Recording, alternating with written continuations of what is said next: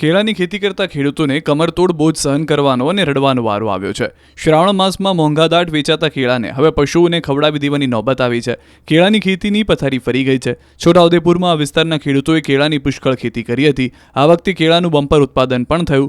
ઢગલા મોઢે કેળા પાક્યા તો ખરા, પરંતુ ખેડૂતોને તેનું ફળ નથી મળી રહ્યું, કેમ કે કેળા તો તૈયાર થયા પણ તેને ખરીદનાર કોઈ નથી. સ્થિતિ એટલી ખરાબ છે કે વેપારીઓ પણ ખેડૂતની મજબૂરીનો લાભ ઉઠાવી મફતના ભાવે ખરીદી કરે છે અને ખેડૂતો જે ભાવ મળે તે ભાવે વેચવા પણ તૈયાર થઈ જાય છે. ખેડૂતોને હાલ 50 રૂપિયા મણે કેળા આપી દેવાનો વારો આવ્યો છે. તેમણે કરેલા ખર્ચનું વળતર પણ નથી મળી રહ્યું, જેથી હાલ ઝાડ પરથી કેળા કાપવાની મંજૂરીનો ખર્ચ પણ નથી નીકળી રહ્યો. એટલે કેટલાક ખેડૂતો કેળા કાપ્યા બાદ રોડ પર ફેંકી દે છે, પશુઓને ખવડાવી દે છે. બીજી તરફ વેપારીઓ ખેડૂતો પાસેથી કોડીના ભાવે કેળાની ખરીદી કરી બજારમાં 30 રૂપિયા કિલો વેચી લૂંટફાટ મચાવી રહ્યા છે. હાલ તો ખેડૂતોને દીવાદાર બનવાનો વારો આવ્યો છે. QR કોડ સ્કેન કરો અને ડાઉનલોડ કરો ન્યૂઝ 18 એપ. મેળવો ગુજરાત અને દેશ દુનિયાની પળે પળની અપડેટ્સ.